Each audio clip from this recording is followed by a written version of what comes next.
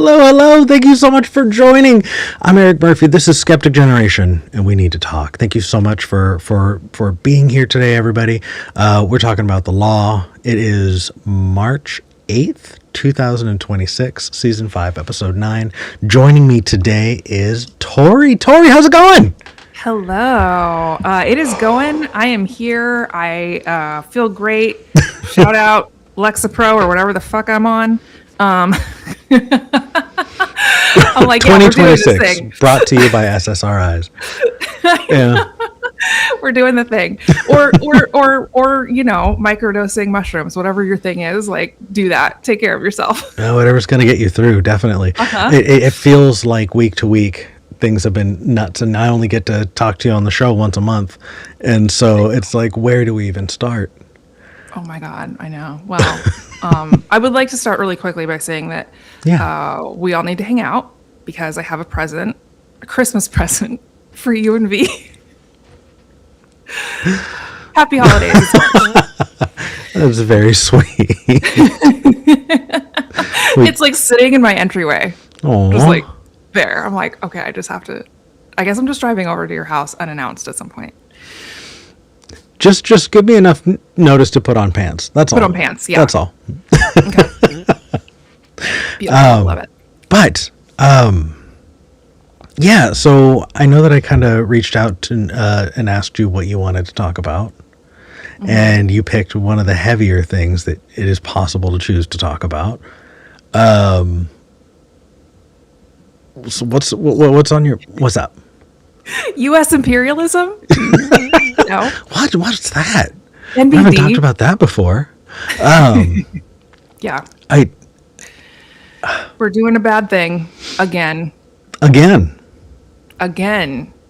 Yeah. In our lifetimes. So, honestly, I feel like the average age for the show is between like late 20s through mid 40s.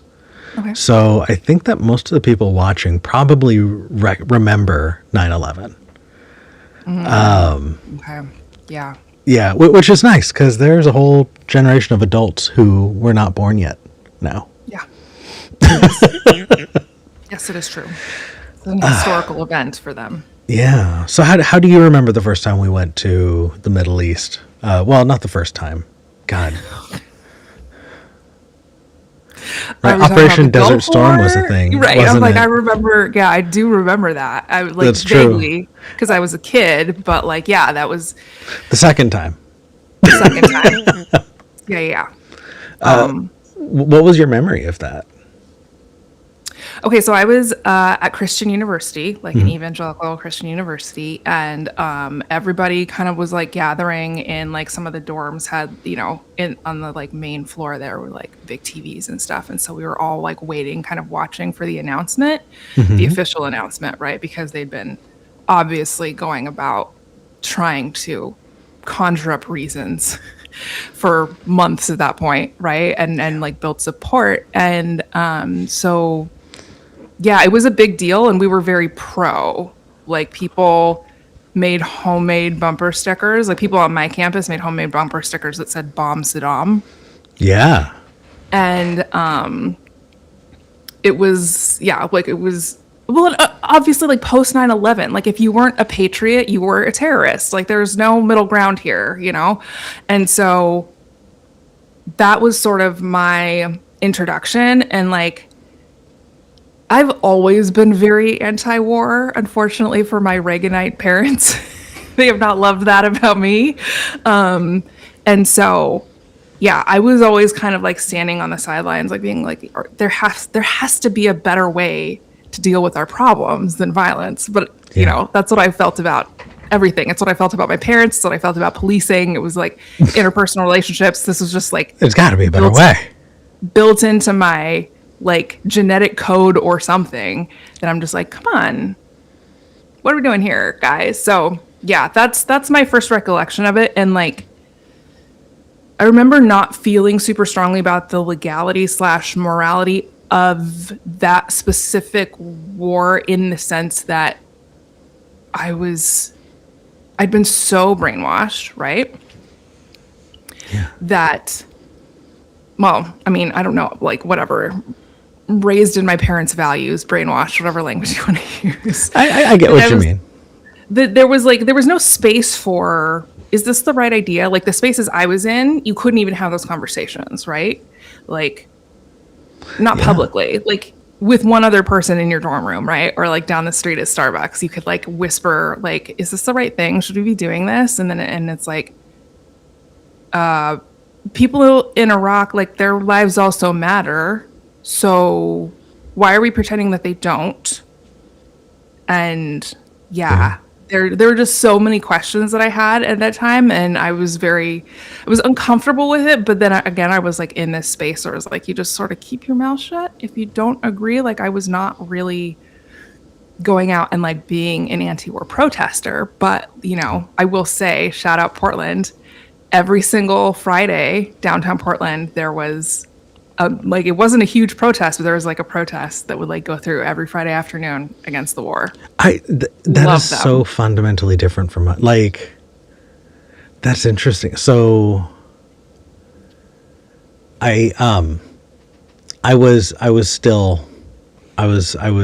it was 8th grade, and then my first year of high school was the first school year coming into it after 9/11, and everybody's going nuts. And it felt like every few weeks there was a collection going around my high school to send money to New York.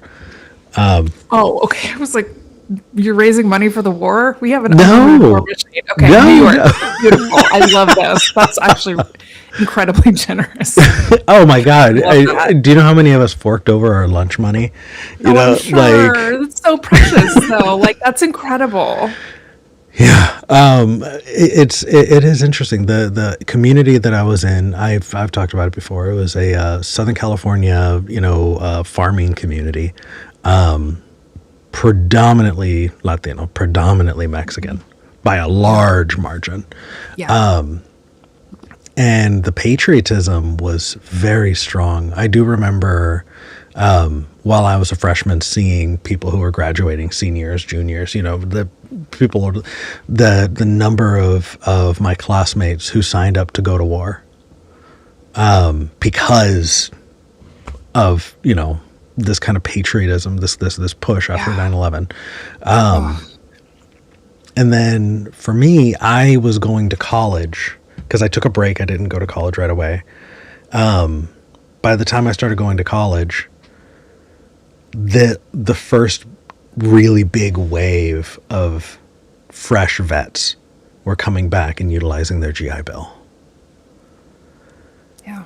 And so I went to like community college with a lot of people with severe PTSD, Yeah, absolutely. And like hearing their stories, hearing them talk about things was really formative for me. I didn't live in a community that regularly protested it. Sure. Actually, I didn't even question things until I think it was a few years later. There was a Michael Moore movie. What was it? Yep. Do you know what I'm talking about? Like he did Bowling for Columbine, but which one? I don't remember the name of it. I'm Googling Michael Moore 9/11 movie. Fahrenheit 9/11. There we go.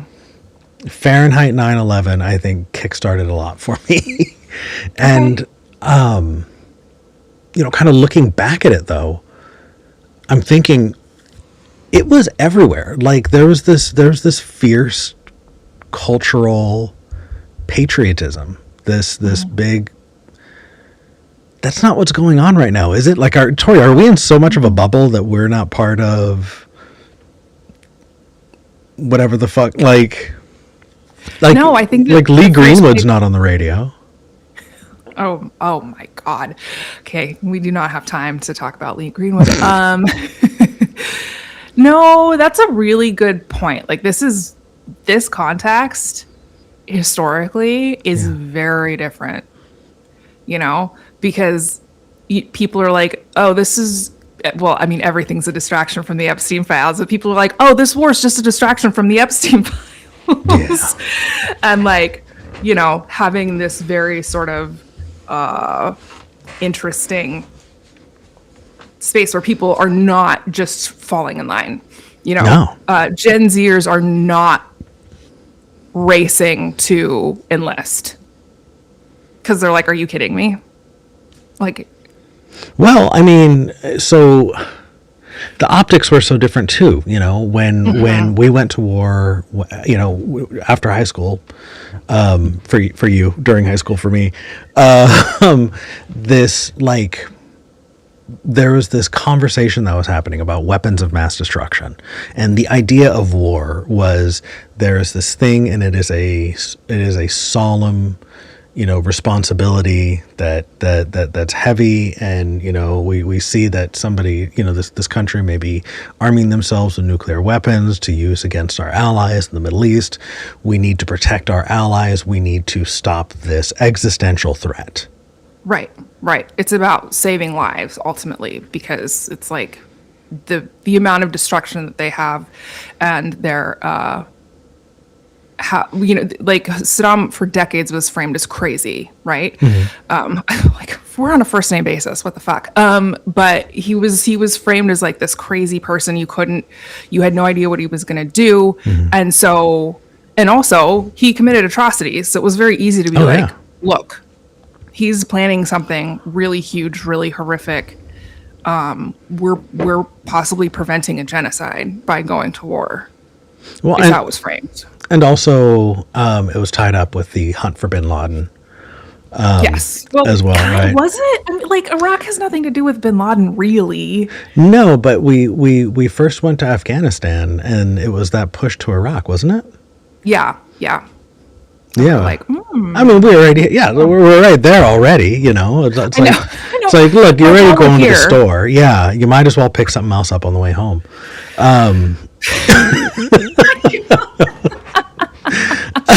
Oh, fuck us. Man, seriously, Jesus Christ. yeah. We're definitely the bad guys in this one. It is frustrating seeing the narrative currently, which now is, hey, our president just met with the heads of every big oil company, trying to divvy up the oil from the last world leader that we had assassinated. And then now we're like, this is insanity. I'm so blown away by, this. It feels like the nuance, whatever was left in MAGA, is draining away and is just becoming this cult of personality, and we've always talked about it this way, but there was always other things, and it feels like that stuff is draining away into what's the line that they're using now? Strength through power, or something like that. Peace through strength. Oh, God. This sounds like Nazism to me, Eric. I hope they're not using this language. Oh, no. Oh, no. Oh, yeah. In the live chat, let me know. I'm sure you all know what I'm talking about. Yeah. Not in the German, Maghein. Yeah. So it's just so bizarre. It's just so bizarre. And so when I reached out to you yesterday, you wanted to talk about legality in war. And I wanted to ask what's on your mind? Yeah, I mean, like, the legality, morality sort of paradigm is fascinating to me still. Even though I'm, farther left than like my 18-year-old, 19-year-old college freshman self could have ever imagined growing up in the context I grew up in. But I'm really to me, it's really interesting how, obviously, again, we're kind of giving Trump a pass. And I think that Trump is sort of viewing this as like, he's just doing really good business deals on the oil thing, right? He's like, oh, I'm going to cut a deal. And so we're going to have everybody come to the table, and it's like scramble for Africa, but scramble for oil. and we're going to just divide and conquer. Whatever it is, it's like, you're taking this, I'm taking this, everybody's happy. Okay, so I guess we got to do a war now, right? I think he thinks a bit about it more through that lens. Obviously, he doesn't give a fuck if people die. But also the piece of it that, like, I'm not seeing a lot of people even questioning whether or not he can do this. I mean, people are, to be clear. People are absolutely questioning if he has the authority to do this, right? But sort of the legal framework that you're supposed to use, everybody's just like, oh, yeah. And somebody in NATO was like, oh, yeah, we're supporting, I don't remember who this person was, but somebody from NATO was like, yeah, we're supporting this effort in spirit, essentially. Like, this isn't a NATO initiative. We're not doing anything in terms of like what NATO actually is, like the construct. Thoughts and prayers. Right, but they're like, we support this. I'm just like, why?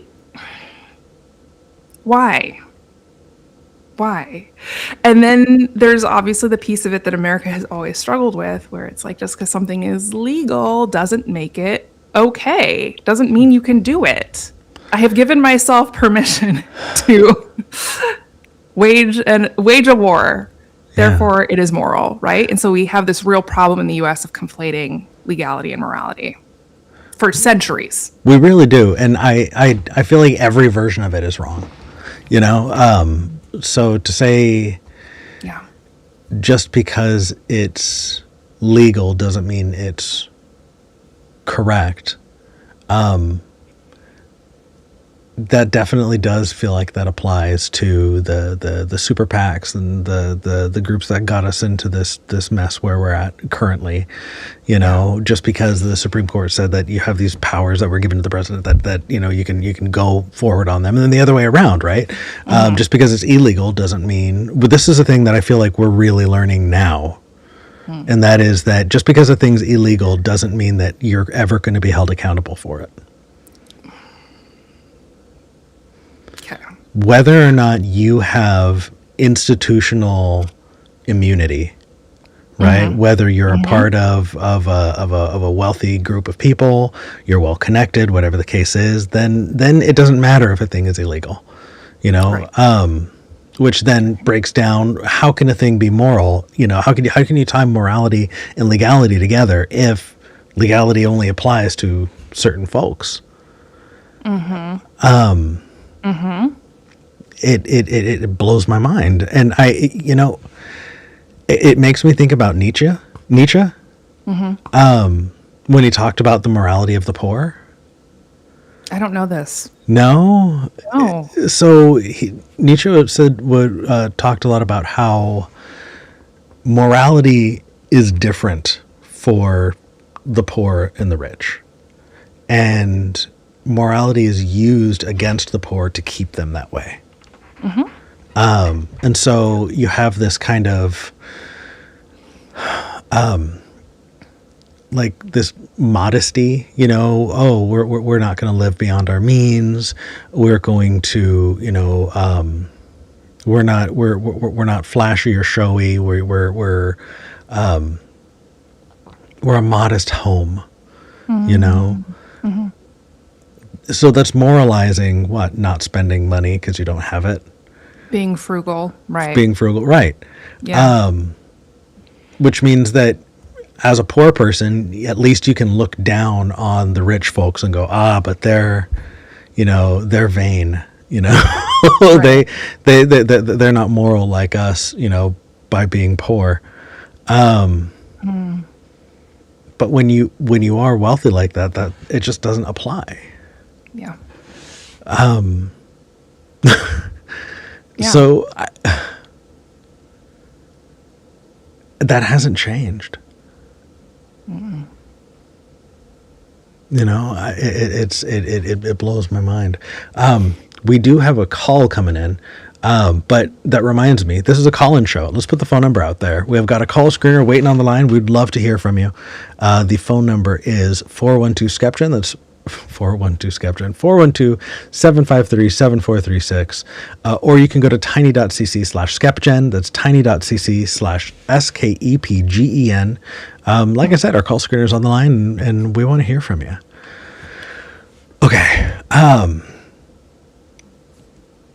Yeah, I don't know. I want to get people's take on it. And what do we do with this? Like, how do we find our way back towards a moral society that has lost this moral underpinning, you know?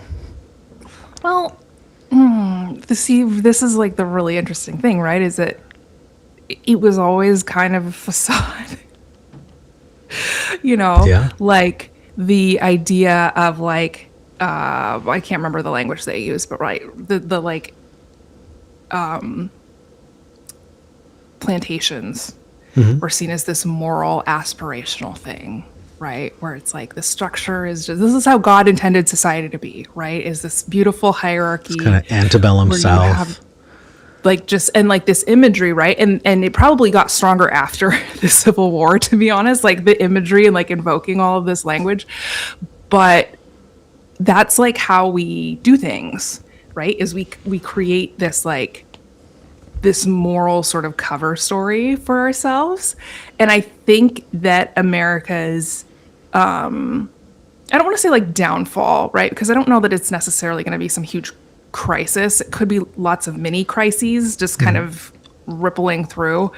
We don't know, right? But it's like it's like if you don't have a society that can reckon with its own history, then I don't know how much of a structure you have there. So does that make sense? Yes, and because that it still feels very post hoc. Like that definitely feels like a conversation we can have 2 years ago. Yeah. Like it's still true now. It's just that like we don't need to go very far to see the horrendous consequences. Like we're not, it's not like, oh, we need to learn the lessons from the past or we're going to repeat them when we're currently repeating them. It's happening already, you know? But you're right. It has always been that way. I guess I just was sold on this idea that somehow the justice system was supposed to aim towards justice, I think, yes, completely. Like that's what we were all taught, right? Yeah. I mean, this is what we were required to say every single morning: liberty and justice for all, right? And so we made the mistake of believing them, but and so here we are. But yeah, it is. I totally understand what you're saying, that I feel like it's always been this fiction, and we keep building like fiction over fiction over fiction. Well, and like our morality is just the narrative we tell ourselves. There's nothing, there's no ethical framing or like groundwork here at all, right? It's just our national mythology. Yeah. Yeah, and people can try and say, oh yes, but there's a system of laws requiring we have to cite back to our sources, but all you need to do is reinterpret history, and you can make room for whatever the hell you want. Yeah, I mean that's why our history books are so disjointed, right? Yeah, is because they're like, well, we can't talk about any of the through lines here, so we're just gonna say date and location, and we did a war next. And so, it's like we're not going to talk about the actual influences until you get to college, and you probably won't get there anyway. So, like, we're good, right? Yeah. And I definitely see how that has impacted us a lot. And also like in our historical narrative, the only people that were really taught were the bad guys or the Nazis. Right. So that's like our entire framework for good and evil. And then we're not taught that very well either. No. That's also cherry picked. It's just, yeah. Yeah. So that is actually a really interesting point. The Hitler comparison, because it feels like when you say we're under a dictatorship, people go, "Oh, well, but we're not. It's not Hitler." Yep. And it's like, okay. Yep. Okay, well, now it's getting more Hitler like, yes, but do you have concentration camps? Okay, we have concentration camps. Are you exterminating folks en masse? And it's just like, if you're not doing all of those things, then it's not really, a dictatorship. It's not really a fascist regime, Right. But Yeah. I point towards my favorite example is the now former president of the Philippines, Rodrigo Duterte. Because he was, I feel like the alpha test version of Trump. Like his policies, the sheer brutality of his regime on the people of the Philippines was insane. And he's now in jail at The Hague. You'd love to see it. Yeah. He was actually arrested by his own military and turned over to the International Criminal Court. A girl can dream. I know.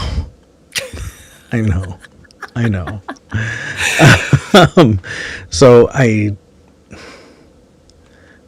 guess I bring it up because are we really shooting ourselves in the foot every time we say Nazis? Because there are so many examples of fascist regimes that didn't do all of the things that Hitler did, and yet they were still vile fascist regimes. Right. Yeah. Yeah. Are we hurting ourselves by just pointing to an example that now everything has to live up to it, or else it's not bad yet? Well, I mean, I think that this is really interesting, right? Because this kind of plays out across the board, I would argue, right? Like, unless somebody screams, "I hate N-words," and shoots a black person in the middle of Fifth Avenue, they're not racist, right? You just shoot the black guy and walk away. That's not racist because, like, we can't prove that he hates black people. He just, like, killed this person, So it's like, unless you have the full checklist, you're not the thing. Right? So it's like, unless you get through all, like, the entire fascist checklist, you're not a fascist, right? Yeah. Unless you get through, and it's just like, again, it's this weird litigating power that we give ourselves so that we don't have to be held accountable in any way. I think about the people that, again, we were taught were evil for murdering tens of millions of people in history, right? The people that we were taught were, these are the reason that we don't want to be communists, for example, is Mao and Stalin and, fill in the blank here. And, for me, I'm like, okay. And also the tens of millions of people in the Americas who died because of all the diseases that you brought over intentionally and unintentionally, let's be clear. Yeah. Like, those people who did that, those are our national heroes.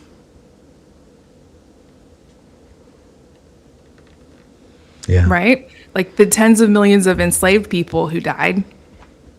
Well, those guys are the good guys. So it's like, does it make it, to me, it's like, okay, well, if I was born in Russia, I could make an excuse for Stalin, right? Like, be like, well, yeah, I mean, that happened, but, like, got to break a couple of eggs to make an omelet. It was for the greater good, right? It was for the greater good of the Union. So it is really strange how we get to just sort of move the rules around to sort of fit whatever narrative we're giving ourselves. And, like, ethics really doesn't come into it at all, right? Which is, like, the beautiful thing about, like, conflating, again, morality and Christianity, is that you don't have to have an ethical framework. You can just sort of, like, move the puzzle pieces around and, like, make it look like what you want to make it look like. Yeah. And you're always the good guy. And also, I remember I was talking to an aunt when she discovered that I don't believe in God. She said, "Well, when you have kids, how are they going to get their morals? Like, I know you don't believe in God, but like, you're still going to take them to church so that they can get their morals, right? Like, you don't need to believe in God to make sure that your kids are at least fine." And I was just like, "What are you talking about?" Because she had conflated Christianity with morality, just like you said. I think that we also need to break down conflating law with morality. Yep. Yeah. It's just not where we're at. And you're right, it's never where we've been. I'm sorry, my cat just is going nuts today. But it does really benefit a system to make you think that, right? If you are against an unjust law, you're not just against the law, right? You're against the moral will of the people. Mm-hmm. The system that is enforcing these laws really, really benefits from and hopes that you view it as the will of the governed. Right. But all that does is create a system that can no longer be kept in check. You can no longer hold accountable a system that holds itself as definitionally morally superior.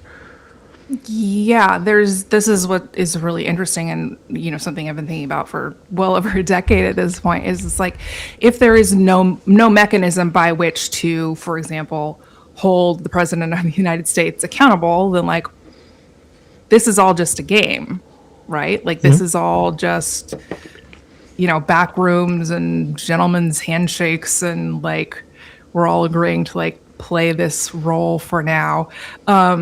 There's no meaning behind, there's no weight behind.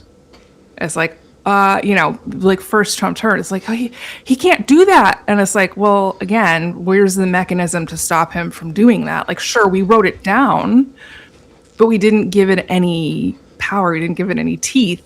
Yeah.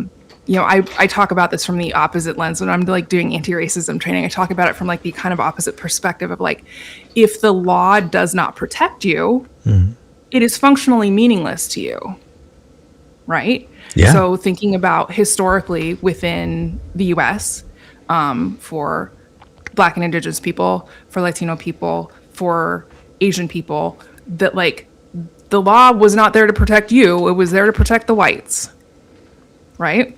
And so for you, like me, right? My ancestors,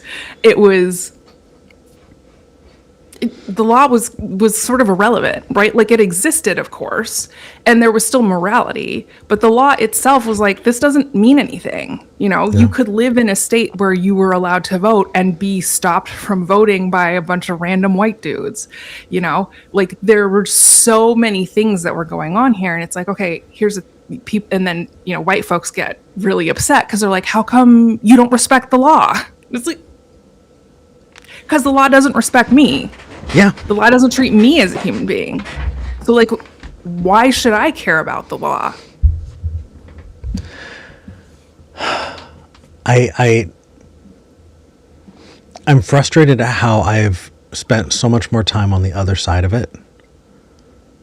And I think that really shows the amount of privilege that I've had in my life. That I think more about the law binding folks than protecting folks. But really, it's both. Mm-hmm. The law must... Mm-hmm. Go ahead. No, I'm just agreeing. I'm amening. Yeah, okay. The choir. A law is only just if it serves to protect and bind. And so if it is not binding folks from preventing you to vote from voting, it's not a just law. It's not protecting you. Yeah. It's not seeking to bring justice for you if it does not also apply that justice, evenly. And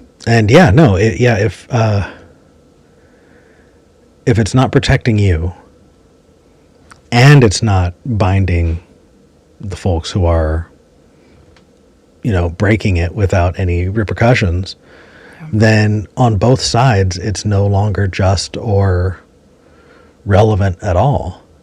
Yeah. It's just a farce. Yeah. It makes it really difficult because if you just viewed the law as the will of the governed, then you can point to laws and go, yes, people see this as moral because they've drafted it into law. Mm-hmm. And now we have to do more work. Yeah. Well, this goes back to your comment about how, like, the language that you use that I thought was so interesting about how we got to this point in history where we were kind of really aspiring to have better laws, have better structures in the United States, specifically talking about the civil rights sort of era. And then we were all taught, well, this is good, this is great, like Martin Luther King died for your sins, and like everybody's happy. Well, died for our sins, like as white people, so we don't have to do anything here. And now we just get to move forward. But the language that you used was like, you're like, I don't remember exactly how you worded it, but you were like, someone was going to like hold that line. Yeah. And we weren't taught like, you're the someone who holds the line. No. I wasn't taught that anyway. And I don't know anyone who was. I'm sure somebody was, right? But yeah, we were all taught that it's like, yeah, this work has been done and someone's going to hold the line. And it's like, oops, that was us. That was yeah. Well, it is interesting. I feel like working on this side of creating content, creating videos and helping make kind of mini documentaries and things like that. What goes into making a set? It doesn't matter if something is, sturdy, as long as it looks good in front of the camera, you're good. And so I feel like so many people will watch a TV show and see a living room and go, that looks like a comfy living room, when for all they know, half the couch is missing. It's just not in shot. It doesn't matter. It's all cardboard. And I feel like we're seeing that this show of a robust system of governance. Yes. Yep. Is not as robust as we thought. And that, I don't know, it feels both like a thing to denounce and also a vacuum to fill. Mm-hmm. That's a great way to look at it. Yeah. Yeah. I feel like for most of my life, I would say, yes, that's a power vacuum that we can fill. Yes, that means that, I should run for office, and then you change things from the inside. Right. And I'm becoming more and more disenchanted with that view. Are you still there? Are you still on that kind of, we gotta change things from the inside perspective? I think historically it's both. Yeah. And I'm going to say something that might be unpopular, but I think that we glamorized, and I think, Eric, you'll agree with me, but we really glamorized nonviolence, and we studied like nonviolent historical events. And again, because we sort of cherry picked around the violent things that were also happening in those times, in those places. And we were like, the nonviolence is the thing that worked. But you can't put those things into a vacuum. No. Right? You can't. There's, and it's here in the United States, it's across the world, it's throughout history that, there are all of these very incredible scholars, well-meaning people who are like studying nonviolent movements in order to help us right now. And I respect their work so much. And also I think we have to acknowledge that like there were violent campaigns being waged alongside the nonviolent campaigns. And this is like not a call for violence, but it is sort of like a historical, oh no, it's both. Like, let's not pretend it wasn't both. Yeah. Right? Yeah. I feel the same way when I think about like unions. You know, if you're only taught the things that can keep you, you know, under the thumb of, you know, people, then of course you're going to stay under their thumb. It's just never. Right. It is unbelievably frustrating. And I know that we've got a call on the line, and I'd love to take it. And Jay's been waiting for a while. Let me get the phone number out one more time, and then take like a nice deep breath, because look at her. It's like she knows exactly where the camera is. Why are you center? You know what?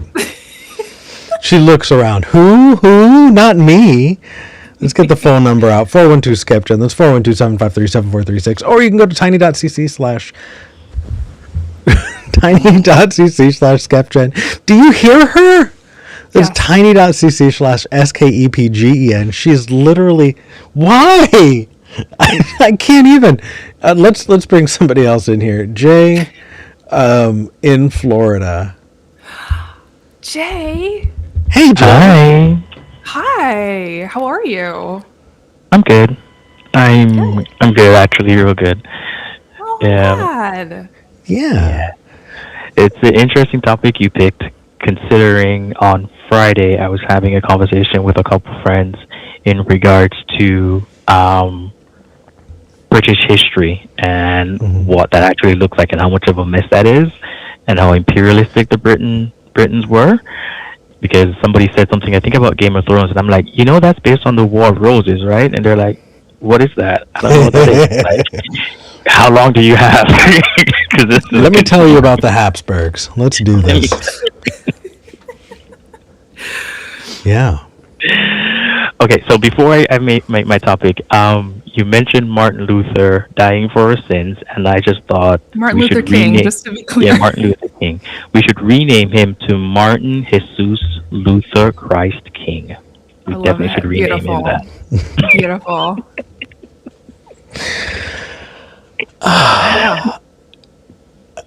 How dirty can you do somebody's memory that you turn them into a cartoon character that is used to selectively teach a generation how they're supposed to, you know, seek redress of grievances through asking really fucking nicely. And that's not even like what he fully stood for. Like, he was aware that sometimes you need to have violence, but he was willing to try the nonviolent route first. Yeah, right? I completely agree. Like, he was, the people who were putting together these campaigns, they weren't stupid people, right? Like, they were very thoughtful, they were very strategic. Obviously not everything worked, but they understood, I think, and like based on their writings, I infer rather that that they understood that like there was a component of nonviolence, right? And then that like we need to maybe I don't know if they thought about it this way. This is me kind of going back in history, right? And like, but I wonder if there was like, we need to have this front, like forward facing nonviolence, and then they weren't like I don't know, right? But it's like, we don't have to like associate with the people who are doing the violence, but like we can be here side by side, you know. Like, we're both working for the same ends here ultimately. But yeah, I mean, it's like why we talk about King and not Malcolm X, right? Because exactly, he got to be the bad guy. He got to be painted as the violent one, which again is really crazy. It's sort of funny when you consider that like it was okay for white people to use violence to keep black and brown people from voting, right? Yeah. But it wasn't okay to use violence to vote. No. And also why Black Panthers are seen, or it's cast in the light that they are as being Yeah. this horrible group when many of the things they did was just for the community, to support the people, to ensure kids had food, which is WIC, right? Yes. And which is food stamps. And that was just co-opted to make it into something else. And they killed the main guy and just made it look like he's a horrible person, which Yeah. that's just Still. imperialism. No, I mean, this is like we were all, if you're like a millennial in this country, you were taught that the Black Panther Party was a terrorist organization. Yep. Yep. Oh, not just And- in this country, to be honest, because that is what I was Oh. taught in Jamaica. Not just in this Okay. country. Wow. Okay, that's good to know. Wow, Yeah. I didn't. Wow. Okay. Yeah. Did not realize. It I broke had to- containment. Yeah, I was like, wait a minute. What do you mean they're a terrorist organization? Let me take a second Look and check into on that. Let me look Yeah. into that, because that's not right. Yeah. So yeah, it is what we're taught outside of the U.S. as well, because how the U.S. teaches history directly affects how like the rest of the world teaches history, because the world tries to like kind of align, at least for the countries that want to be In the good Like- graces. in the good graces of the U.S. Right. Yeah. Fuck. I hate that. That I didn't know that, and now I do. And now I am burdened with this knowledge. Okay. So- So my main topic was Really quickly, I just do want to say, for people who are watching that want to fight against that narrative a little bit, there's a book that I've been reading. I feel like everyone else in my life has read it already. It's The Dawn of Everything by David Graeber. He goes into a lot of the influences behind, like the Enlightenment thinking that undergirds the Constitution and provides the language that the United States as a country is built on.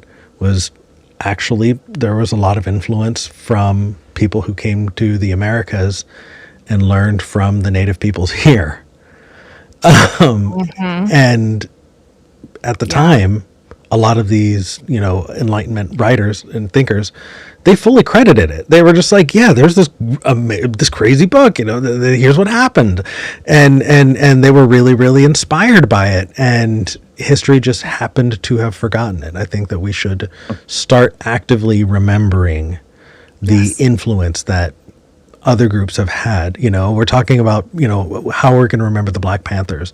Let's also think about how Native Americans helped influence, our concepts of democracy and community. And then I do have one other thing. I'll put a pin in it. I do want to talk to y'all about communism. Okay. But I want to go with your topic first. You said the name of your topic, it just says Rome with extra steps. yes. Yes, exactly. That's it. I can't think of any other way to put it, because when I look at everything happening, we are literally just doing Rome with extra steps. Like the We are Roman being- Empire. Yeah, we're being imperialists, we're being expansionists without saying directly that we are expansionists, right? We're not directly trying to control everything everywhere, but we're doing things in a way that will force these nations to align with us and do what we want, regardless of whatever it is that we want. Right? So, because perfect example, Jamaica had a long-standing agreement for decades with Cuba in terms of doctors. That agreement has now been thrown out, right? So Cuba used to send doctors to Jamaica to help our medical system, and Jamaica used to send students to Cuba to train as doctors to come back to Jamaica and help.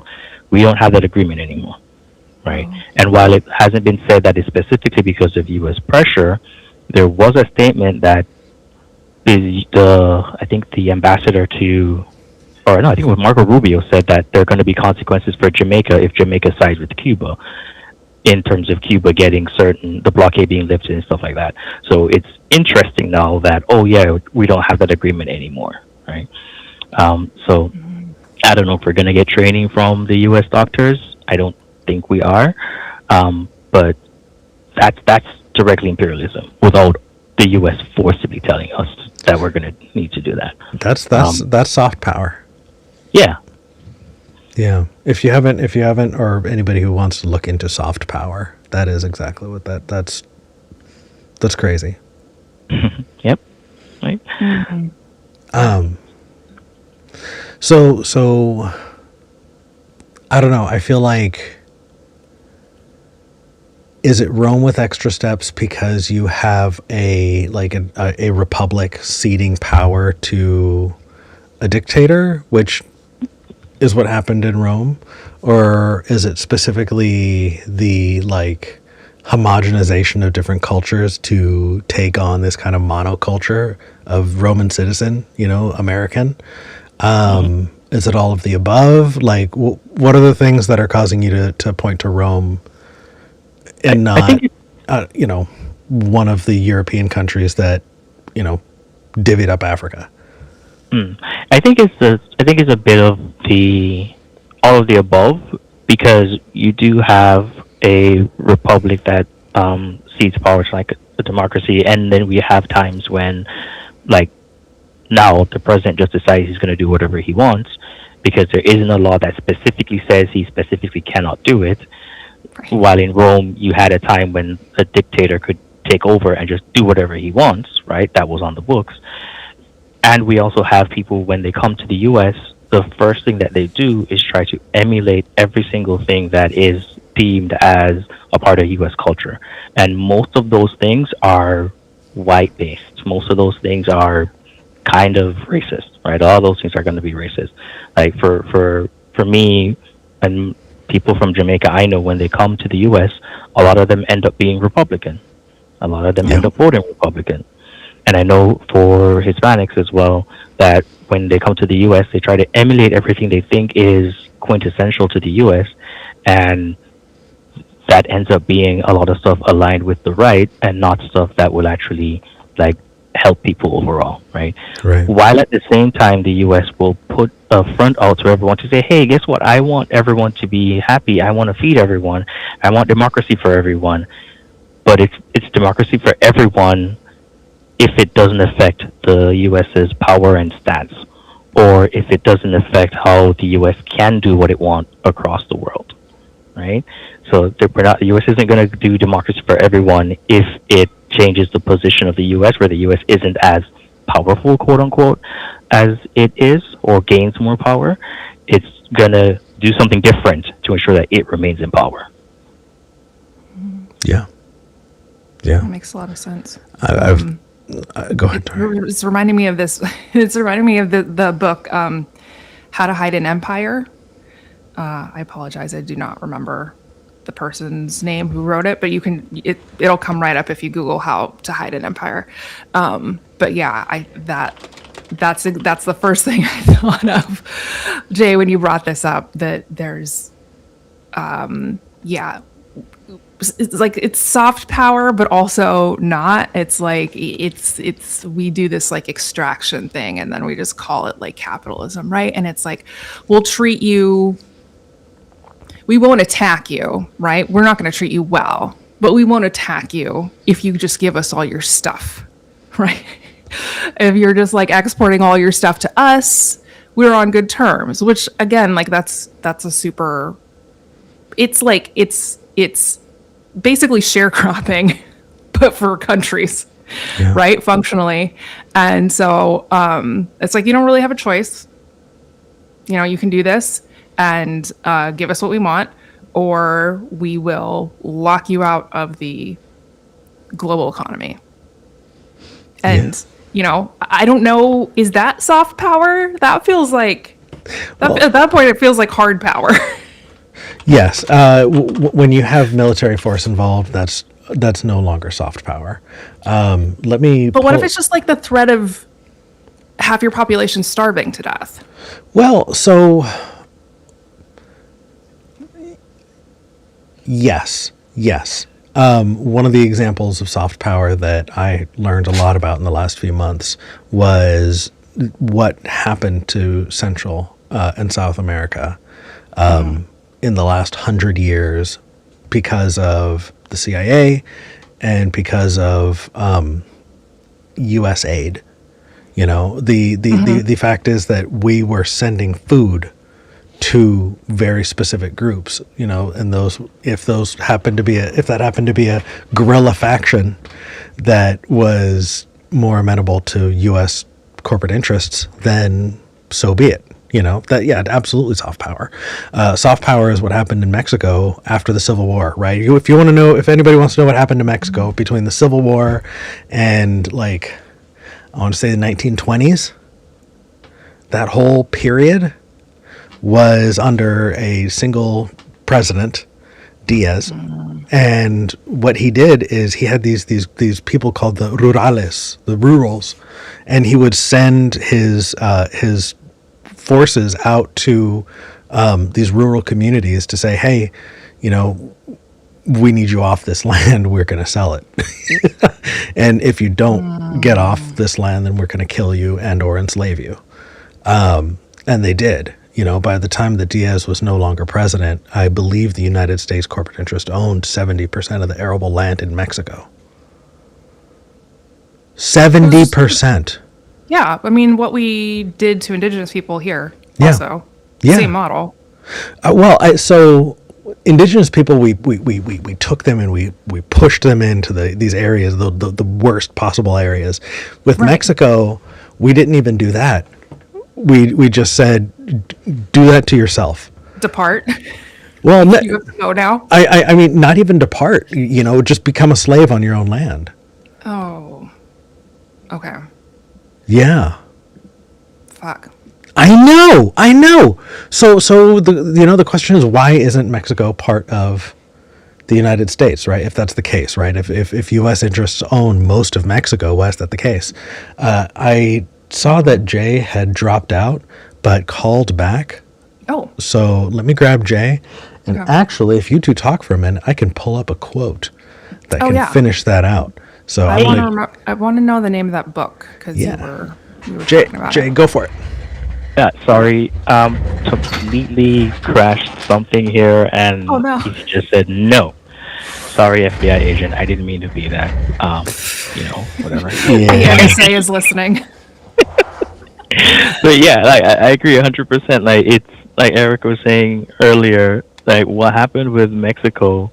It's not like we went there and told them what to do. We just kind of supported people who were there and say, yeah, just do it within yourself, and then this guy, the banana guy, is gonna come and take over everything, and it'll be fine. I'll ensure you have food and everything, right?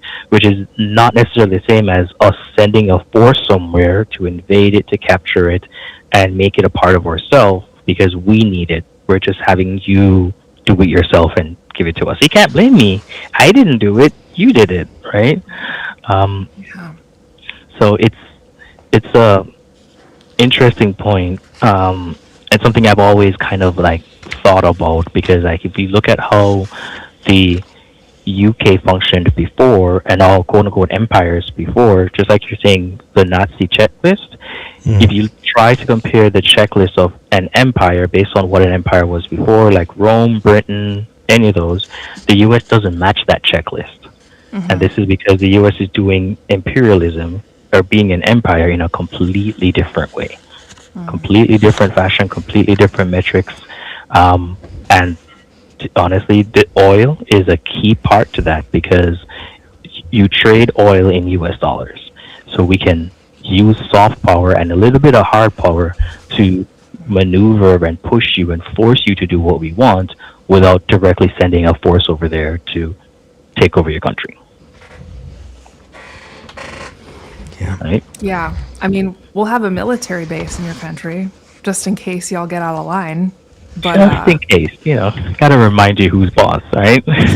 right, it's like the whole idea of the carrot and the stick. It's like we have two sticks.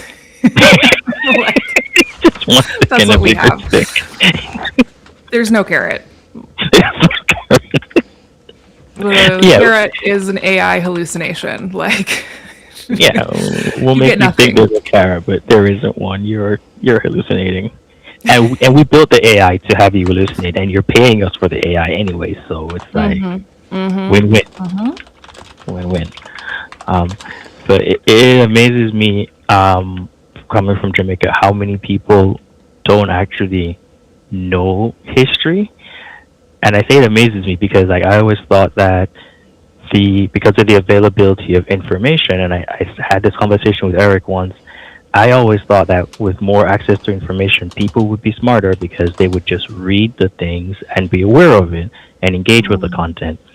But that's not true. I'm coming to realize that even if information was 100% available and easily accessible and easy to digest, you'd still have a section of the population that just doesn't interact with it for whatever reason, or decides that it's not something that's useful to them. And that is really hard for me to accept or come to grips with. I don't know what to do with that thought. Yeah, I mean, I think about that a lot too, kind of like around religion. And it's like, you'd think that like once people have better information, right? But I think that on top of the information, we don't give people meaningful information, you know, in the US, just thinking about like the US sort of school system. It's like, we'll give you these really fragmented bits and pieces, that make us look like the good guys always. And like, you know, we defeated the Nazis. Not true, but that's what we're all taught growing up here, right? But we also don't give people a framework, right? I do think this goes into like how we teach World War II, that we don't give people a framework except for here's the bad things the Nazis did. You know, it's never like here's the bad things that we did under Jim Crow. It's like they'll give you a little list, right? They'll be like, oh yeah, there were all of these things that were going on, and like, you know, the Klan existed, but it was just like, it's just like this vague sort of, no one was really responsible. It was just all these unknown entities acting in concert, whatever. So yeah, I think that there's the piece of the information that's really essential. And I also think that there has to be some sort of a framework. And this is what's really interesting specifically about MAGA, is that the framework is Trump, right? So like if he pivots on something, and he's slowly losing steam with some of these people, right? But if he pivots on something, they pivot, right? It's no longer just, okay, well, I don't know if this would be true for abortion, but I feel like pretty much anything else, right? If he's like, oh, we're doing things differently now, they're like, okay, we're gonna fall in line. Again, like this whole attacking Iran situation, he's losing supporters on that, right? Because he was like, we're not going to do a bunch of endless wars in the Middle East. Like, I'm the anti-war guy, and like here we are. But yeah, war. Yeah, I think that we have to. You can give people information, but if you do not give them a framework within which to synthesize that information, it's just data points that aren't connected to each other in any meaningful way, and don't influence people's behavior or how they think about the world. At least that's my view on it. No, I entirely agree. It feels like for this kind of thing to happen, you need to have a dictator. You need to have a singular personality for everything to, gravitate around. Because if you don't, then it can be picked apart. Then you can have a committee that goes, oh, well, let's keep this, let's get rid of that. But if it stands on the shoulders of one person, then you have the ability to just go. And so, yeah, he says if what was it from Prince of Egypt, right? If I say night is day and day is night, then so be it, because I have said it, like that you need to have that one person if you're going to have this kind of rapid shift in governmental structure. I don't know. I think that, if this was oligarchy and not dictatorship, then I feel like the biggest defense that they would give is, oh, well, the system's so heavy, the system's so big that we can't really change things because it just takes way too long. I feel like if you want to find out who ops is, then Trump's not going to live forever, and the first people who go, oh, well, this is just too big of a ship to turn, those are the people who are trying to still not change the power structure. They're happy with the way things have been wrecked. So anyway, I'm sorry. You got me thinking about that. So I was looking up a quote, but the subject has changed so far afield that we're now no longer in a place where that's useful. Sorry for changing the subject. No, I want to follow it. I enjoyed that. Was there anything? Yeah, what was going on? Right. No, so it's interesting you said that about like ops because there. This all comes back to like, the conversation I had with a couple friends where it was one of my friends' birthday and we were just like chilling and talking and we started off, as I was saying, on like British royal bloodlines and that convoluted mess that it was or is, and we ended up talking about like kind of imperialism in the U.S. and how the U.S. controls socio-economic policies, and I think how we got there was before that we had a Uno game where somebody had to pick up like half the deck, and I kind of remade the game a little bit where I was like keeping control of the cards. So I said the economy needs a stimulus, so I was trying to get the guy to play more cards, kind of. Okay.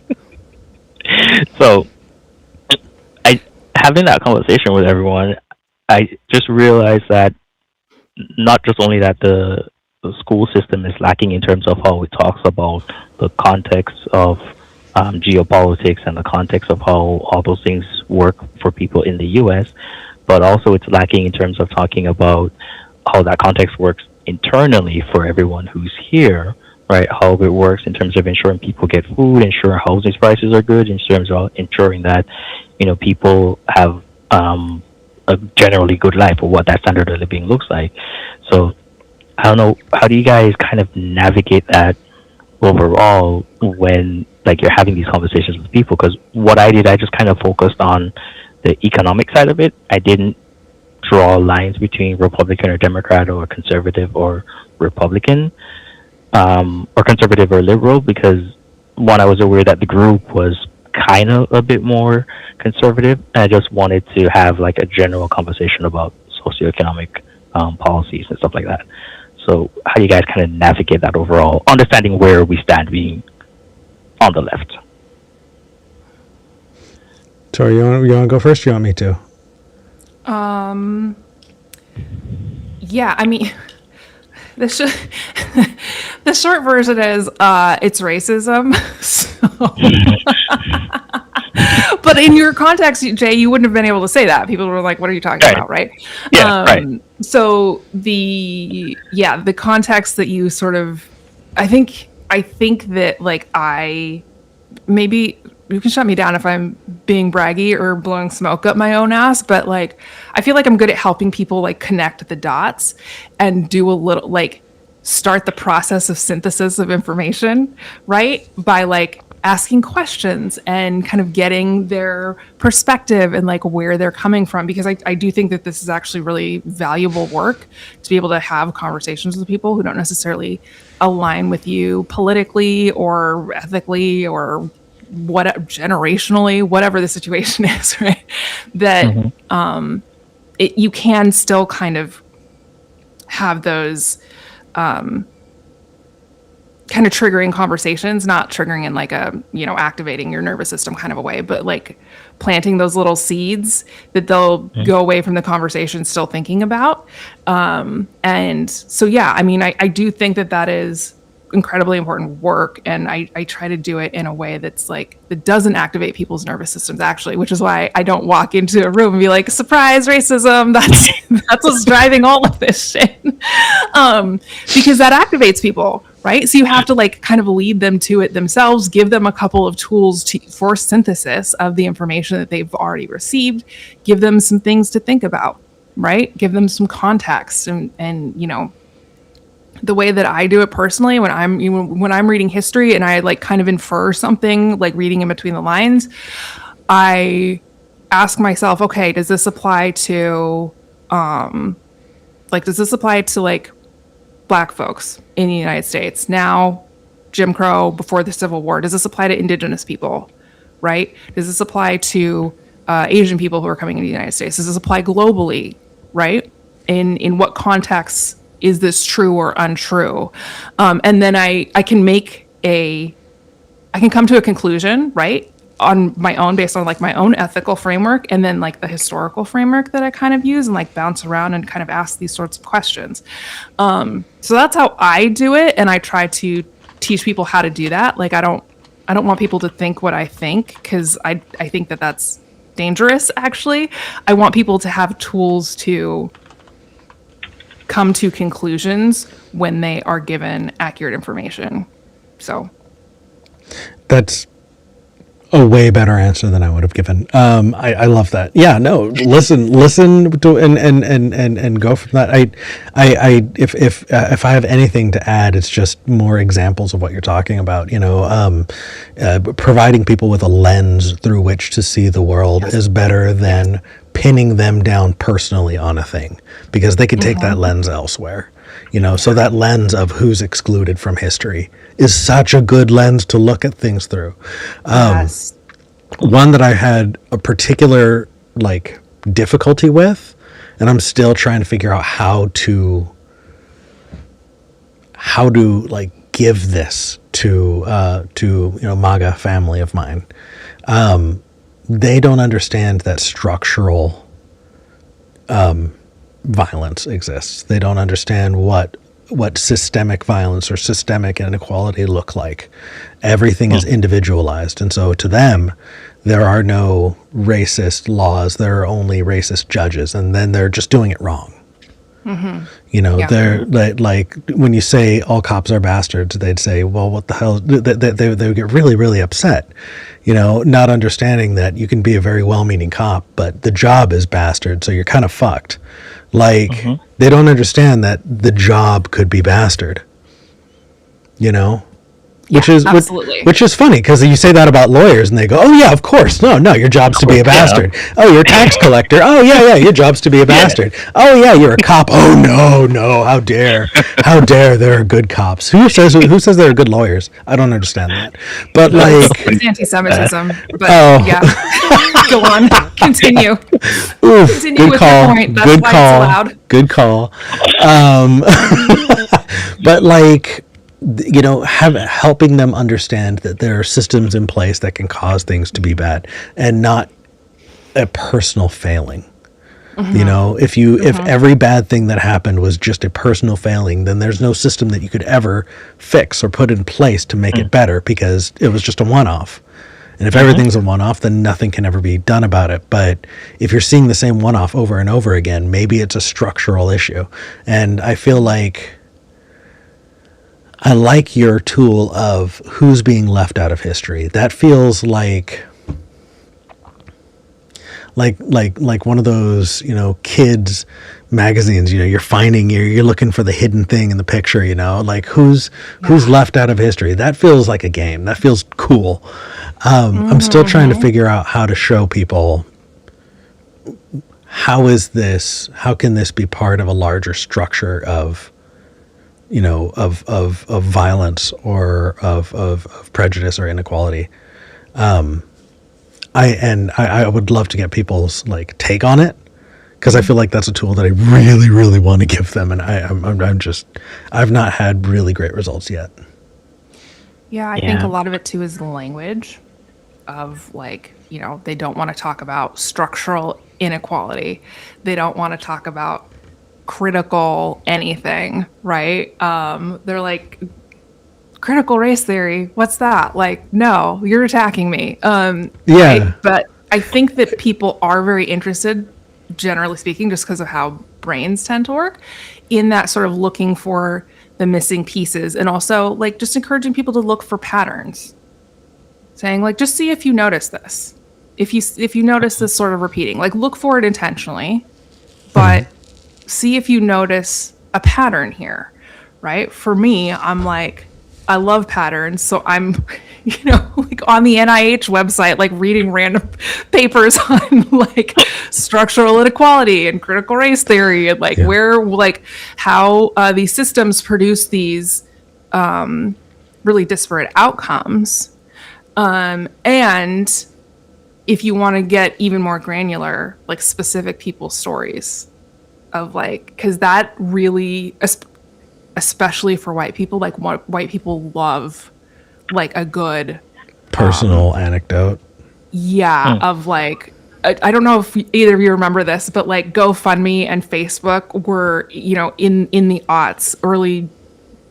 late aughts, early 2010s, I guess, just awash with white man was going to the grocery store, saw a black kid on the side of the road who was like with a lawnmower, who was like looking to whatever, like make some money, and then like we decided that he's like this worthy. I remember that, yeah. We decided, like, the white man vouched for him, decided this was a worthy cause. You should invest in him. Here, let's help him buy a better lawnmower. And then, like, white people love that shit. Like, they love it when, like, there's a worthy black person or a worthy immigrant, right? Mm-hmm. And so, but I think that you can use those stories to generate empathy, right? I think you can. It's not guaranteed, right? Nothing is guaranteed with folks, but I think that sometimes you can trigger a little bit of empathy that way and get people to kind of start thinking about, oh yeah, I don't know the context, maybe I shouldn't prejudge, maybe I can come to this being curious instead of assuming that I know what the situation is here, right? Because it's like, it is very easy to assume that your neighbor is just a lazy piece of shit who leaves their garbage can in front of your driveway or whatever the situation is. And it's like, oh, hey, if you knew your neighbor, you would know that like they're on disability and it's really hard for them to get their trash can out because, the trash guy is the one leaving in front of my driveway or whatever the situation is, right? But like, I think that we can't necessarily give people tools because I think that they're afraid of tools. They're afraid of the systemic pieces of it. They're afraid of like the theory that's kind of built around it in academia. But we can give people stories, and that can be like a crack in the whatever foundation they've built their belief system on, right? And we can help them look for patterns, which is actually just looking for more cracks. And they don't know it, so it doesn't catch them off guard and like activate them. So Lady Rodentine in the chat pointed out that they can understand some, systemic issues. Just ask a lot of conservatives about white replacement theory, right? The Great Replacement. Like, surely isn't that them using that muscle of understanding the systemic issues can be a thing if you buy into that? Can you see a system like, which by the way, one thing that's really kind of shifted my views from back when I was at the ACA, I was really, really anti-conspiracy, and I was just like, conspiracy theories are crazy, nobody should be buying into them. But the more and more and more I learn about history, the more I realize that if a group has been subjected to systemic violence or systemic oppression, then when they come across a thing, they're going to use this, how is this part of a system of systemic violence lens. And so, it's wild, looking back at people who in the, 60s, when you had these kind of big leaps in women's liberation, and you had, the passing of Roe v. Wade, and the number of folks in like Black and Latino communities and Native communities, especially, people going, this is eugenics. Why? Because we have a system that had actually been systemically like doing that, erasing them. What's the word I'm looking for? Removing their ability to have children, like medically, like sterilizing, sterilization programs. And so the women's liberation piece of it wasn't the systemic violence, but it, we write it off as a conspiracy theory when that should have been a canary in the coal mine, saying, this is the people who don't get medical needs taken care of reliably. This is a group of people who do not get, and so when you see things in that effort, of course they're going to take that lens and look at things that way. I feel like Yeah, it has very, very sharply shifted my empathy around conspiracy theories. And I feel like that's. Can I wrap us back around to the Epstein files? Mm-hmm. So I just used this. I just used this example of, if you were part of a marginalized group who's experiencing systemic violence, then other things happen, and that's where you see it, right? I feel like I have a lot of things that I don't have in common with MAGA, but they were worried about rich people abusing children early on, and yeah, it wasn't pointed in the right direction, but here we are. I don't know. Either of you have a take on that? Because honestly, it feels like that is one of the few places where we can look across the aisle, far left and far right, and go, hey, we have a common enemy here. I think we can look or reach across the aisle with that, but there's also the disconnect that we'd have to go get over with the fact that a lot of them still believe heavily in Trump as a person and don't necessarily see him as a rich person, right? They don't see him as the problem or a part of that overall problem, when in actuality he is, right? So I think for the people who were already honestly looking to stop these things from happening, that's where he's losing support, right? Yeah. And those are the people who can still reach out to. There's some hardened folks that we will not be able to get to because they're just too far down the rabbit hole, at least currently. You would think so, but like the example that I have isn't Trump, it's Marjorie Taylor Greene. Well, that, I mean... Right? I mean, yeah. I wouldn't have lunch with her. I wouldn't want her around anyone that I care about. But this is somebody who at least said, here's where I'm standing on a thing. And we happen to stand on the same side in this instance. True. Which is bonkers.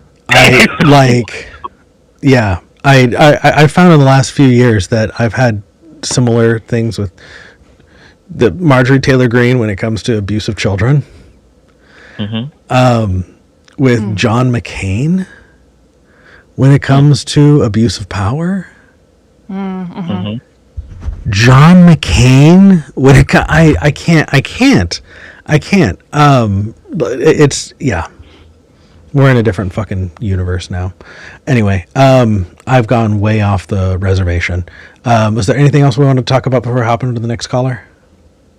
No, that was it for me. I think we had a good little hash session here. I appreciate it. Love you guys, and I'll see you guys in the after show. Definitely. See you there. Thanks, Jay. Thanks. I'm going to go crazy, Tori. I think I already have. I think I've lost it. We have another caller from the Pacific Northwest, actually. Oh. Kelly, you're live on the air. Hello. Hello. What did you want to talk about? Oregon represent. It's nice to talk to Eric and to Tori. Hi. Hi. Yes, Pacific Northwest represent. Oregon. What do you want to talk about? I'd like to, if I heard Tori when she first announced the topic, I could be wrong, but I'd like to talk about a few memories of 9/11, if I may. Yeah, I mean, it feels particularly relevant with us going into Iran. Yeah, it does. Okay, I'll just launch and we'll see where it goes. Okay. Because I know there's a lot of adults nowadays who were not alive during 9/11, and that's hard for me to wrap my mind around, but I think the relevance is really important when it comes to the perspective of being an elderly person who continues to live and be conscious, through the decades. And what has happened for me is I've just gained this huge perspective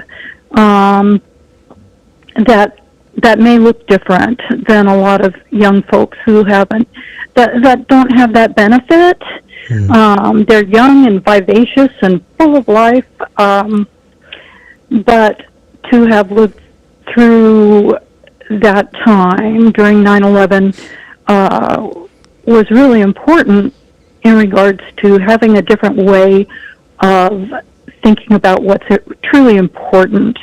There's a lot of emphasis nowadays on not offending each other in what we say and being very careful, meticulous in breaking down words, and that's necessary. And I'm really grateful that I discovered debate and all these little pastimes that I find really interesting, because it's helping me to find the words to verbalize this journey a little bit. So on 9/11, on that day, I was home on the internet. My husband had left for work. I was raising a teenager, and I turned back to the screen, and it showed the scene of the first tower down and the smoke. And my first reaction, Eric, Tori, it was to laugh. I thought it was a joke on the internet. It was a startle response, and I felt guilty about that for years before I came to understand. It was just a reaction. It was just a startle. I thought it was just another Independence Day movie. Like they blew up the White House on the first Independence Day. Like I really thought that it was just another summer blockbuster movie. Yeah. I know. Same, because actually, if you go back and you watch movies in the 90s, the Twin Towers got attacked all the time. I hate to say it, but we'd already seen this. And so, I was with somebody who also laughed because they didn't know it was real. They thought it was just a prank. So it's okay. And as soon as we comprehended, or I say we, I shouldn't say I was alone in my home.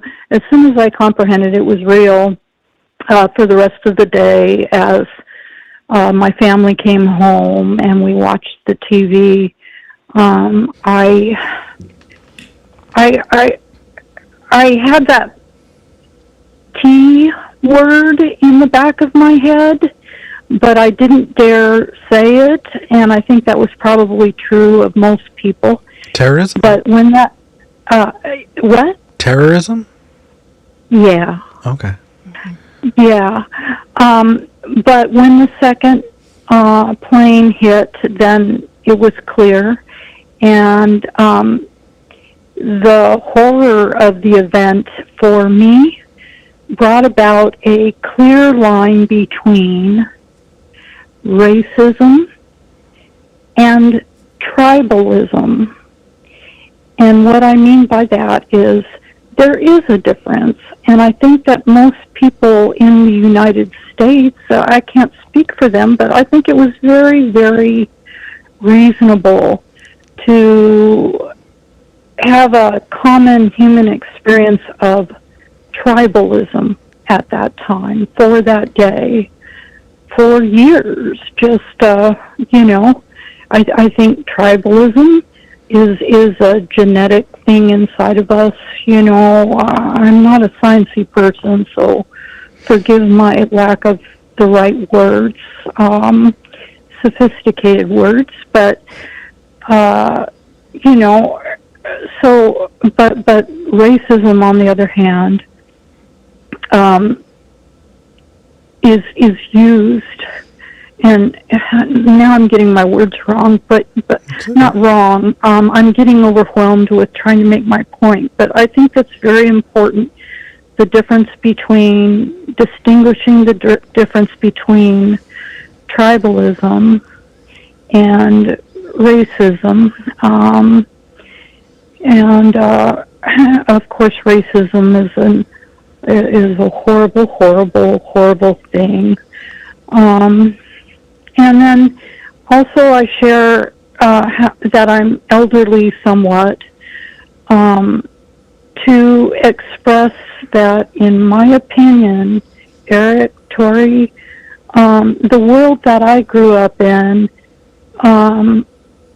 at night when you open your eyes, there was no little blinking neon, little red and green lights from the smoke alarm. There was none of that, you know. And so I've gone from that to the first huge phones to Star Trek. So you were old enough to remember the 80s, yeah?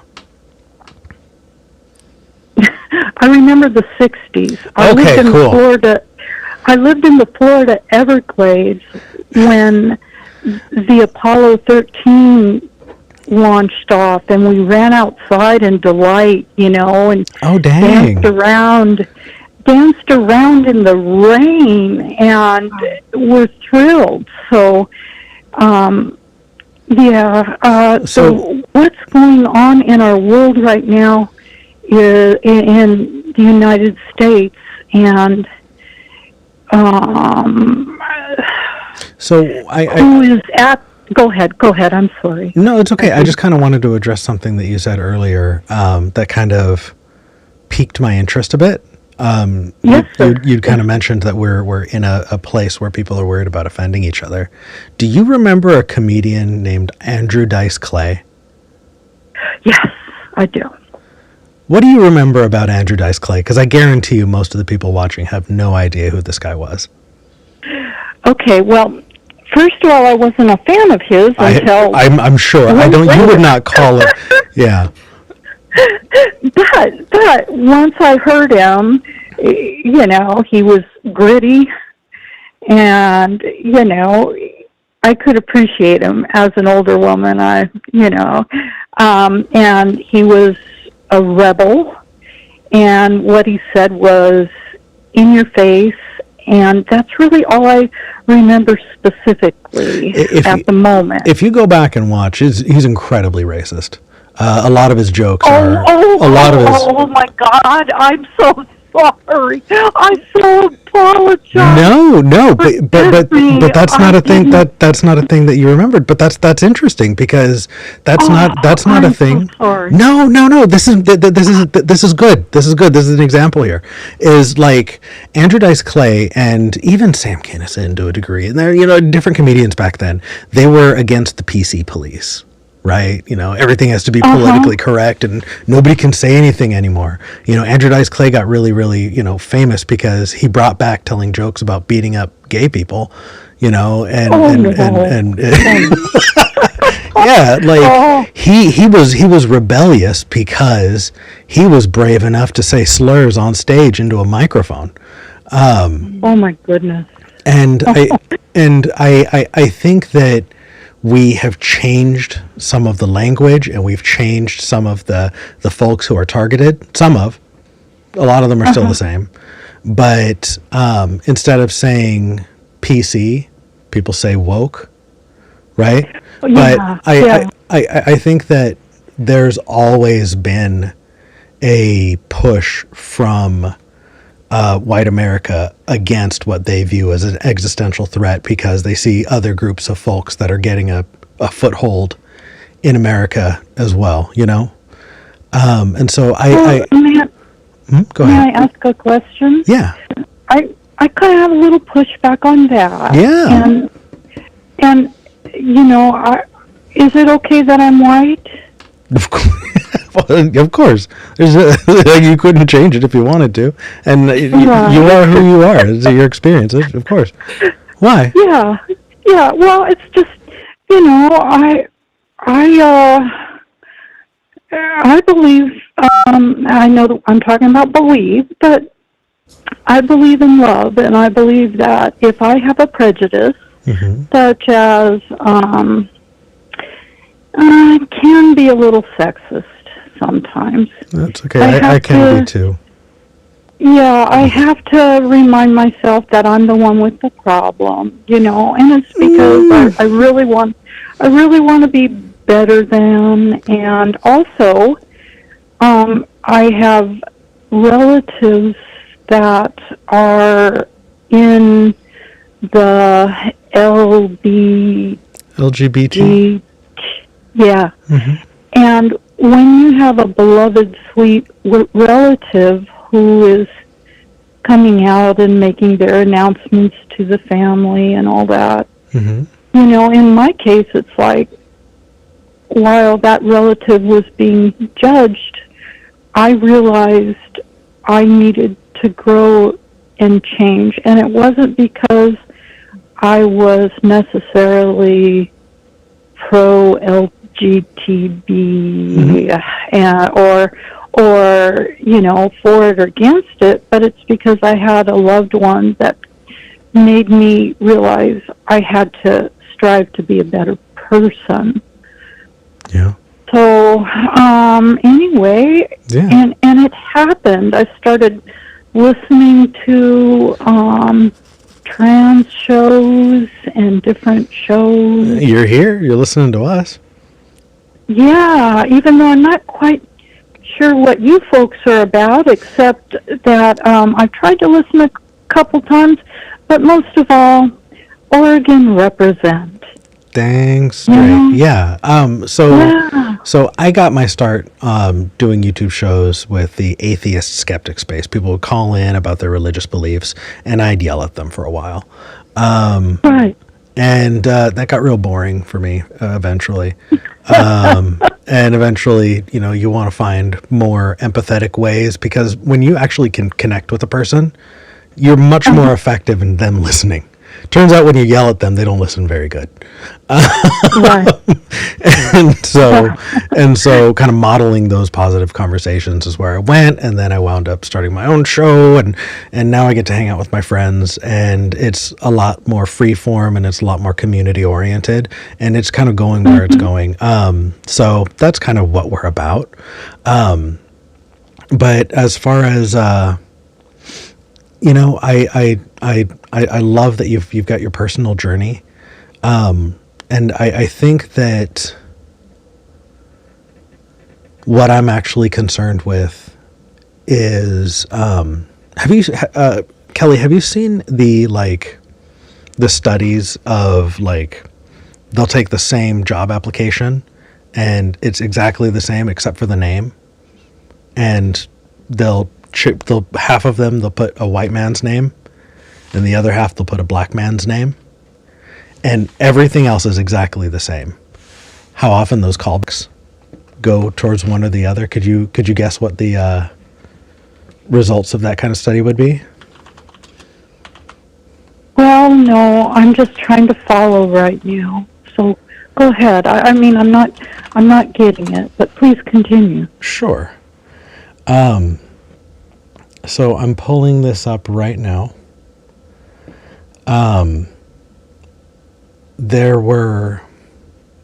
What people wanted to do is they wanted to find out if your name would get you more callbacks if you were applying for a job. Okay. Right? So they wanted to see if there's racism. If somebody, if a company is going to see a black person's name and go, oh, I'm not going to hire that person because they got a black person's name. Right? And yeah, it turns out that the people with, historically black names, got way fewer calls back, way fewer job offers. Oh, okay. Right. So the interesting thing is, I think that if you were to gather in a room all of the HR people from those companies and say, all right, who here is a racist? How many of them do you think are going to raise their hand? None. None of them are going to raise their hand and go, I'm a racist. Even though just over the course of what they did, they collectively are obviously doing something prejudiced, right? So let's get to the point of, I am following now. Yeah. And I'm wondering, the suggestion or the concern you have, Eric. Absolutely. Whether you please, because I am following. So I'm a little slow, but not that. No, you're doing great. You're doing great. I guess where I'm going with this is like, Kelly, I could tell from the moment you called in, you're a sweetheart. That goes without question. The fact you want to talk about your personal journey is wonderful. And also, I'm not as worried about you.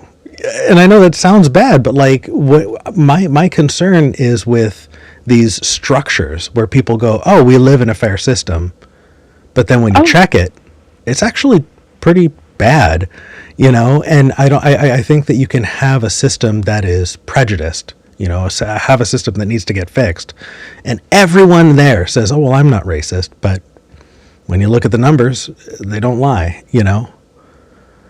Okay, so let's skip to the bullseye. Skip to the bullseye. Yeah, we're referring. Oh, excuse me. Oh, no. I was referring to when you're talking about like your family members coming out. I'm glad that they have you, and I also am more worried about them existing in a world that doesn't want them here. You know what I mean? Because they're going to have you, but they also have to go out into the rest of the world that may not want them here as much as you do. And so the way I frame these conversations, if I go individually, person by person, it may not be as useful. But if we try and target these larger systems, these larger structures, then maybe we can get people to think broader about it, So the bullseye is I want to help expand your view of what progress might look like, or what acceptance or growth in a society might look like. Well, that's interesting, because that's why I called in to you. Good, then we're doing our job. Yeah. As far as my family and revealing a little bit, yes, I should be more protective of them. And I don't have my own talk show. And although I try to be prudent, it probably wasn't good to use a personal example of any type. But when it comes to systemically cutting across all of the baloney and asking ourselves the true question of how do we deal with our current tyrant that is the leader of our community. How do we actually make that happen? I was in the military for many years, and I actually feel like I might have some input as far as how we can act with our tribalism to stay in our own lanes, but at the same time not put on the blinders and find our community of people who do indeed care about all humans, and that there is no fair fairy. There is no fair fairy, Eric, as we know. No. Whether there is a good God or Lord or not, gratefully, he kind of cleared the smoke away from my eyes to find some autonomy late in life to realize it doesn't matter so much as trying to prove whether God exists or not, but instead do what I can with what little time I have on this earth, in this life, to stand up against the G word. You know, what's happening over in the Middle East, the G word. Genocide. Genocide. Yeah. I hate saying these words, but to stand up against this stuff, that it doesn't matter what's in any written scripture anymore, anywhere, because maybe humans are evolving, maybe they're not. But I want to be part of the solution. Yeah. And so I really appreciate just calling in, having an opportunity to introduce myself and begin to listen to your show a little bit. Kelly, I'm glad you're here. If that's okay. Of course, I'm glad you're here. I got to say that, yeah, I mean, no matter what you believe, human hands are what we need to look to solve human problems. Yes. And human minds. We need every mind. We Yeah. need every mind. And I think that if we're talking about wanting, it's not whether or not like we're inherently good or inherently bad. It feels like every good thing we have is because we fought for it. You know when they talk about OSHA and workplace violations, they say that those rules are written in blood. Yeah. Because somebody got hurt on the job and you went, oh, we need to put a rule in place so that doesn't happen again. Those rules are written in blood, and protections for Americans are often written in blood as well. And Of course. Oh. well, especially as someone who is a service member, it's written in the blood of folks who gave, I don't think anyone today is upset at people serving in the military, right? They have a trust to the system that they're not going to have their lives wasted in vain, and the fact that they have that trust should be a sacred thing, a sacred responsibility. But ultimately, what are we doing to give ourselves the best future that we can, and what are we losing along the way? Right. Today we talked about how people used to protest differently. They don't protest the same anymore, and we talk about history differently. Right. I was watching some black and white movies the other day. Well, not the other day. Last couple of weeks, I've been getting really into it the last couple of years. But the way people talked about unions in the 30s, 40s, 50s was entirely different than the way we talk about unions now. Right. Unions used to be dangerous. Unions, yeah. If you worked in a coal mine and your boss didn't let people out of the mine and was stealing people's paychecks, they'd string them up outside the mine. Like they weren't worried about, simple, they took care of business. And that's right. Unions don't. There were no restraining orders going on. No. And if you did your people wrong, they were going to do wrong right back to you. And we don't live in that system anymore, and that's why a lot of workers' protections are gone now, because we don't know how to strike anymore. To go on strike. We don't know how to unionize and organize our labor, or know when to stop that labor to make a difference, right? And we don't know how to protest either anymore. Right.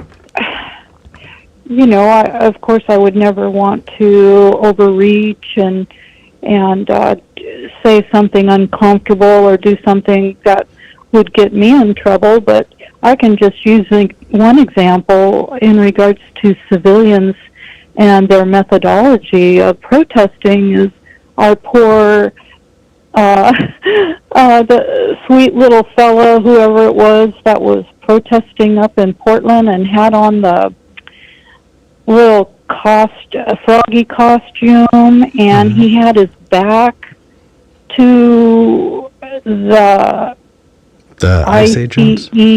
people, and just waving like it was a parade. And by gosh, one of those federal officers raced up on him and knocked him from his back, and his head snapped back, and he fell forward as if with the momentum of a car wreck, And for me, I thought, as a trained soldier, I thought, oh my God, Yeah. I would never turn my back on an enemy, But see, civilians many don't know any better. So yes, it's nice to show up in numbers, but it's just an opinion that civilians need to understand and become more trained in how to be more protective. I mean, for me, the thought of any civilian that brings a child to a protest in this day and age where people actually die in protests is just not really in touch with the time. I do think that those people who do bring their kids, when they were kids themselves, they were told that protests are nonviolent and everything is fine.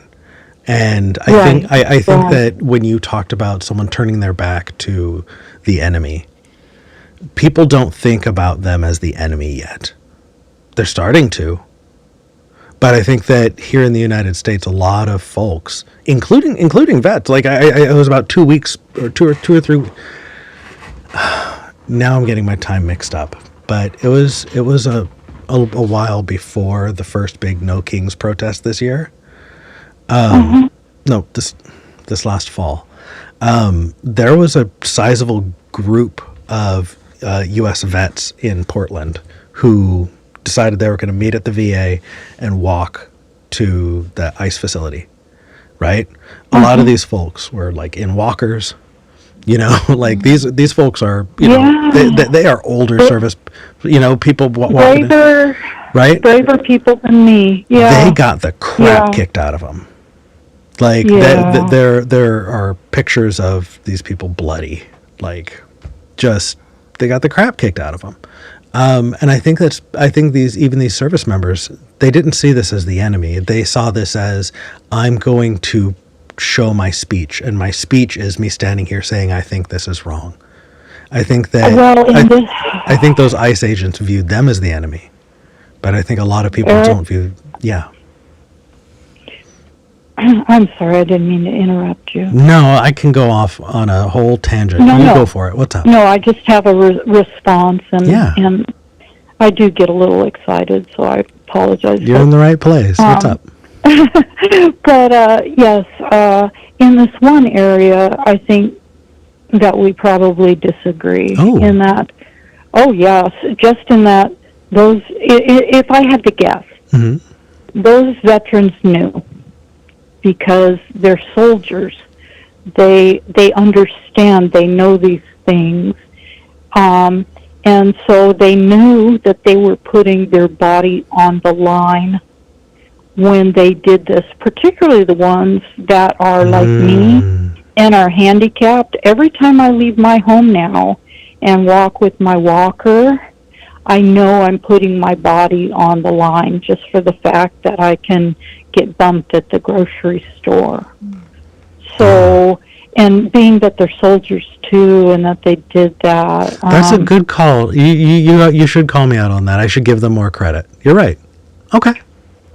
And I could be wrong too, but it's just that your words are so trepidating, and I really, if I could pray the situation and just continue to pray to the Lord and say, this person is obviously the Antichrist, so step in and do your magic, and he probably will. I would love to think that will happen.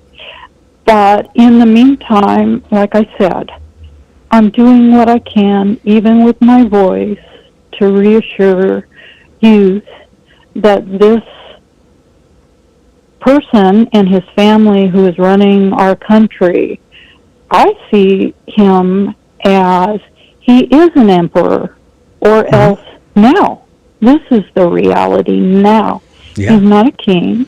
He's an emperor, and he can make war happen without going through Congress and all the appropriate things, because he is that level of power. So this is what the world will judge us for, is the world. They hate Americans already. Why, it's up to Americans to put this family and this man into submission. So I don't know how it's to be done, but it needs to be done. Kelly, so that I would love to have you call back and talk to you about that specifically, because I disagree with you. Yes, sir. And that's okay. This is exactly where we want to disagree. Like, my thought is that I don't see a way forward without like a Nuremberg trial, which was international. No, that's great. I mean, he called it, man. He went into another country and kidnapped that man's leader and his wife and brought them. I mean, he set the standard. I absolutely agree with you. I know. Wait, no, I'm contradicting myself. I am. I apologize. It's just you have the better thought, and I concede to that. that we do. You have more time to watch the show and realize that you're wrong on that. That is okay. I have never pretended to be more than just some guy on the internet, but I am grateful for you calling and sharing your views. I know we're coming up on the end of the show, but Kelly, please call back another week. We'd love to talk to you. Thank you, Eric. Thank you, Tori. Thank you. Yeah, Tori, thanks, Kelly. Was there anything you wanted to tell Kelly before I let her go? Oh, no. I think No? we're good. Okay. Thank you for sharing, Kelly. I really appreciate it. Yeah, thank you both for your patience. What'd you think, Kelly? Oh. I really appreciate having another perspective from an older generation, right? Like, that to me was really powerful, especially as a millennial, where I'm working on getting rid of my anti-boomer bigotry. So that was lovely. And it's so cool to see people's process as they change their minds about things, because I'm a nerd, if you look at the data, the number one way that people go from being anti-queer rights to being pro is having a close friend or family member come out. Like, that's the number one way that people attribute, like, changing their minds on that situation, right? So, and I think that matters, right? I think it's good to know this. Obviously, it's not safe for everyone to come out, so it's not your job to fix your family if they're against you. But just to be clear, safety first. But I did really love hearing that perspective, and it's like maybe we don't agree on everything, but I think there's this shared values versus shared beliefs piece that comes into play here of even if we don't believe the same things. We probably want to live in a similar world. Right. And we're probably working towards building something that works for everyone instead of what we have now, which is something that works for a couple of people. So, yeah, for me, I thought that was really... I got you. That was really cool. All right. Can you believe 2 hours has already passed? No. It kind of zipped on by. But this was good. I miss talking to you. We're definitely going to need a cat. I know you want to show them your butt. I know. Mwah. It's okay. Sorry. Let me read super chats really quick. We have Sean Loves Maths sent $2 or £2. Thank you, Sean. Says 9 divides the sum of any 3 consecutive cubes. I've got some math folks that pop in with some math stuff sometimes, and that feels like that should check out, right? It feels right, but in math, that doesn't necessarily mean anything. Well, I'd have to go and actually try it. That sounds fun. Yeah. Let's work the problem backwards. It feels like it should, like you can say that that 2 divides every even number, Could right? you say that every that 10 divides every number that ends in 0, right? Yeah. So why would 9 divide things that are in 3s? Anyway, Tori, where can people find you? I have to be honest, I'm not really loving being found right now, but I do have a podcast. I do Go Home Bible You're Drunk, which is like a post-church, where whatever church you came from, religious podcast, talking about, again, like the shared values piece of things, right? And going through and kind of reassessing, like, hey, what do we think about this? Like, we were taught all of these stories, like, what are the power dynamics here? Things like that. And then I have an anti-racism podcast called White Homework. Otherwise, I guess you can just go to toriglass.com if you want to, like, I'm linked to a lot of stuff there if anybody's interested. Yeah, y'all should. Tori, I always happy to have you on. Thank you so much. If y'all want to find me, come here next week for the show. I do YouTube video editing for other channels, but otherwise, I guess I don't want to be found very much either. People can find me here. Yeah. If you want, go to my website if you want to email me. I'm fine with that. Yeah. But I think with that said, were there any other announcements? Oh, one thing. For people watching, we started we decided last week we were going to, Elliot and I were going to get together and read books together. If you would like to join, I will buy them for you, Tori. Elliot got his a few days ago. So we are going to start with the myth of Sisyphus. Okay. That sounds so fascinating. It's Albert Camus. This is kind of the foundational text for absurdism. And the reason why this is kind of being read first is 10 years after this book was written, Camus wrote a bunch of books. I have a collection, but okay. He wrote, it's not here. Uh-oh. That's okay. He wrote The Rebel. Now, this is a guy who lived through Nazi occupation. He was in France, and he was part of the French resistance. So, like, he wrote this, and then all of that shit happened, and he wrote follow-up. And really, this has to do with how an individual operates in a world that is indifferent to your existence. What do you do in the face of nihilism when you know that you live in a world that doesn't have some intrinsic plan for you, right? The Rebel takes that and opens that up larger. And, famously in The Rebel, he says, I rebel, therefore we exist. Right? He ties collective action to an affirmation of existence. And he goes into, pushing against ideologies that are structured exactly the same way today as they were under the Nazis. And I think it would be useful, but we can't get there without getting here first. So if you want to read with us, I'm going to be making an announcement on Patreon since Elliot got his copy. So everybody stay tuned for that. Yeah, right? Fuzzy Logic says, can confirm 3 is in fact the magic number. And see, more math, folks. I'm telling you. And just to prove it, Fuzzy Logic sent £3.33. All right, everybody, before things get too silly, thank you all so much for joining. Tori, are you going to join in the after show, or do you got to go?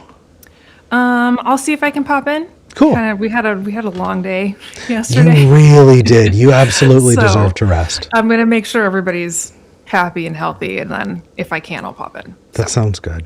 All right. Yeah. Everybody, we'll see you next week. Until next time, I'm Eric Murphy. I'm Tori Williams Douglas. This is Skeptic Generation. I'm glad we had this talk.